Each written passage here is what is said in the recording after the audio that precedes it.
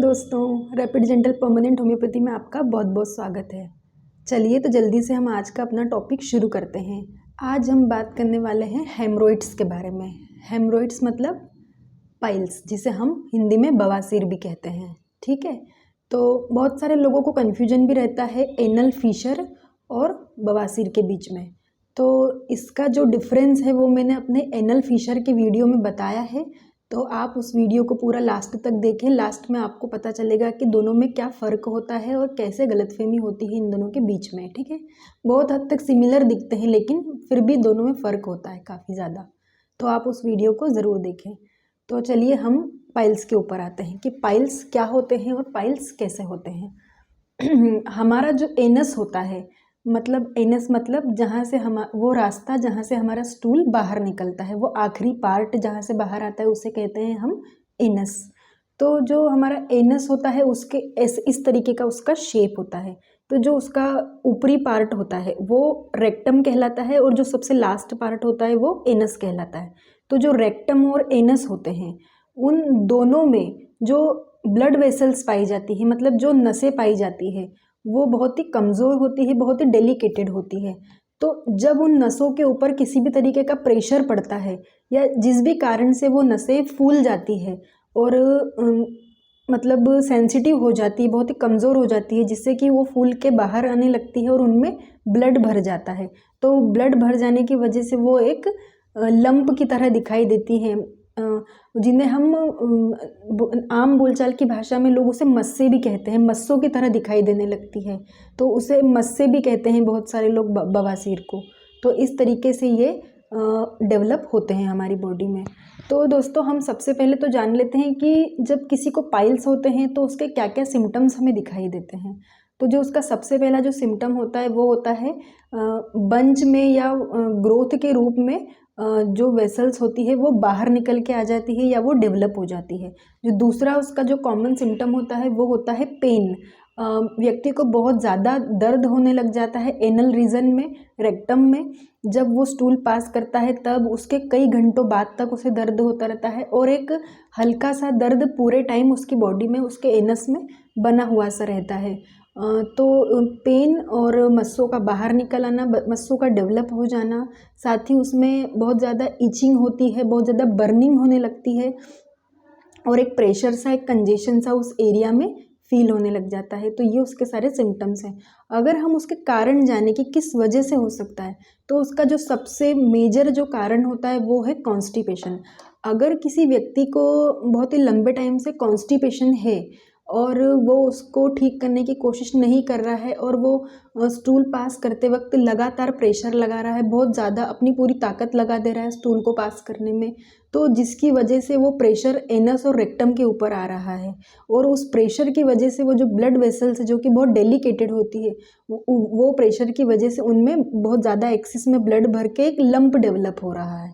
तो बहुत ज़्यादा प्रेशर की, बहुत ज़्यादा स्ट्रेनिंग की वजह से भी आपको बवासीर या पाइल्स हो सकते हैं। कॉन्स्टिपेशन की वजह से हो सकते हैं। प्रेगनेंसी में ज़्यादातर लेडीज़ में देखने को मिलता है कि उनमें कॉन्स्टिपेशन की समस्या हो जाती है और उनमें पाइल्स की भी समस्या हो जाती है। वो इसी वजह से, क्योंकि उनके जो एक नई ग्रोथ होने की वजह से, बच्चे का डेवलपमेंट बॉडी के अंदर होने की वजह से जो आसपास के स्ट्रक्चर होते हैं, कहीं ना कहीं उन पर थोड़ा बहुत प्रेशर पड़ता है, जिसकी वजह से ना ही स्टूल ठीक से पास हो पाता है और फिर उस स्टूल को पास करने के लिए प्रेशर लगाना पड़ता है, जिस प्रेशर की वजह से महिलाओं में कई बार पाइल्स की समस्या डेवलप हो जाती है प्रेगनेंसी के दौरान। तो इस तरीके से यह सारे उसके कारण हो सकते हैं। दूसरा, खाने पीने में अगर आप पानी कम पीते हैं तो आपका स्टूल ठीक से नहीं पास होगा, स्टूल सॉफ्ट नहीं होगा, स्टूल हार्ड होगा तो फिर आपको प्रेशर लगा के निकालना पड़ेगा। अगर आप आपके खाने में फाइबर वाली डाइट नहीं लेते हैं, मतलब फाइबर हमारी बॉडी के लिए हेल्पफुल इसलिए होता है क्योंकि उसमें बहुत ज़्यादा फाइबर होने की वजह से जो हमारा डाइजेशन का प्रोसेस होता है वो बहुत ज़्यादा ईजी हो जाता है। एसिमिलेशन बहुत अच्छा होता है, डाइजेशन बहुत अच्छा होता है, साथ ही जो स्टूल होता है उसकी क्वालिटी बहुत ही प्रॉपर होती है, बहुत ही सॉफ्ट सा होता है, जो कि निकलने में बहुत आसानी होती है। तो अगर हम फाइबर नहीं लेते अपनी डाइट में, फाइबर कैसे आएगा? फलों के अंदर सबसे ज़्यादा फाइबर पाया जाता है। अगर हम फल नहीं खाते, अगर हम पानी ठीक से नहीं पीते तो हमारा स्टूल हार्ड होगा। तो इसलिए हमें डाइट में फाइबर लेना चाहिए। तो ये सारे उसके कारण हो सकते हैं। एक कारण है सेडेंट्री हैबिट्स और ओबेसिटी। मतलब सेडेंट्री हैबिट मतलब जो लोग सुस्त टाइप के होते हैं, जो कोई काम धंधा नहीं करते हैं, जो सिर्फ दिन भर बैठे रहते हैं, तो उनकी बॉडी का मैकेनिज्म भी बहुत स्लो हो जाता है। स्लो होने की वजह से उनका जो स्टूल निकलने की प्रोसेस होती है वो भी बहुत ज़्यादा स्लो हो जाती है। तो ऐसी कंडीशन में पेशेंट को फिर से प्रेशर लगाना पड़ता है निकालने के लिए। तो जो स्लगिश लोग रहते हैं उनको भी बहुत ज़्यादा पाइल्स की समस्या देखने को मिलती है, जो सेडेंट्री लाइफ को जीते हैं। एक ओबेसिटी, ओबेस लोग भी ज़्यादा कुछ कर नहीं पाते हैं, वो भी इंडोलेंट होते हैं, वो भी स्लगिश होते हैं, तो उनमें भी पाइल्स की समस्या देखने को बहुत ही आसानी से मिल जाती है। जो टॉयलेट में घंटों घंटों तक बैठे रहते हैं उनमें भी पाइल्स की समस्या आमतौर पर देखने को मिलती है। ऐसा क्यों? क्योंकि जब आप टॉयलेट में बैठे रहते हैं तो उस टाइम पर आपका जो एनस होता है वो वाइडर होता है as compare to normal position. वो खुला हुआ रहता है कई देर तक, जिसकी वजह से ब्लड वेसल्स जो है वो ब्लड को एक्यूमुलेट करना स्टार्ट कर देती है उसके ओपन होने की वजह से। तो बहुत देर तक टॉयलेट पर भी नहीं बैठे रहना चाहिए। तो ये सारे उसके हो गए कारण।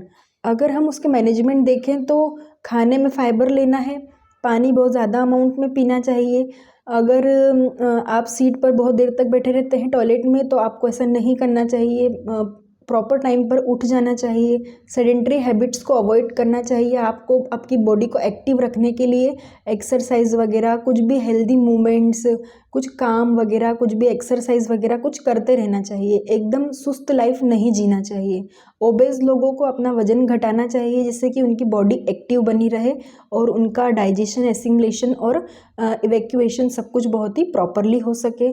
तो ये सारे उसके मैनेजमेंट हो गए हैं। अब हम अगर होम्योपैथिक पार्ट पर आते हैं तो होम्योपैथी के मिरेक्युलस रिजल्ट्स मिलते हैं हमें हेमरोइड्स के केसेस में। जैसे अगर हम प्रेग्नेंट लेडीज़ उनकी बात करें, उनमें अगर हमें देखने को मिलते हैं पाइल्स, तो वो प्रेशर की वजह से होता है। एडजेसेंट पार्ट्स में जो प्रेशर आता है वो, तो ऐसी कंडीशन में हम फीमेल्स को अगर कॉलिनसोनिया मेडिसिन देते हैं, कॉलिनसोनिया कैनेडेंसिस, तो इस मेडिसिन के काफ़ी अच्छे रिजल्ट हमें देखने को मिलते हैं।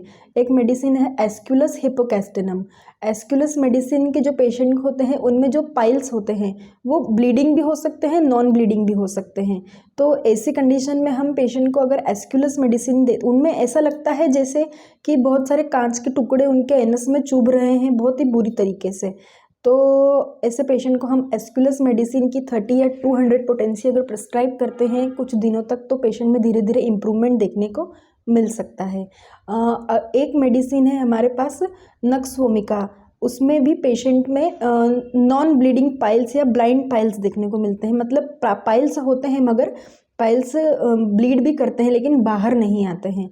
और पेशेंट की जो आदतें होती है वो बहुत ही अस्त व्यस्त होती है। मतलब उसका रूटीन बहुत ही डिस्टर्ब्ड होता है। वो रात में जाग जाग के काम करता है, कुछ तो भी रूटीन में एडजस्टमेंट करता है, जिस वजह से स्ट्रेस की वजह से या मतलब अपने डाइट पर ध्यान नहीं देने की वजह से उसमें पाइल्स डेवलप हो जाते हैं। तो ऐसे पेशेंट का जो इवैक्यूएशन है, बोवल मूवमेंट होता है, वो भी टाइम पर नहीं होता है। तो ऐसे पेशेंट में हम नक्सवोमिका मेडिसिन प्रिस्क्राइब कर सकते हैं पेशेंट्स को।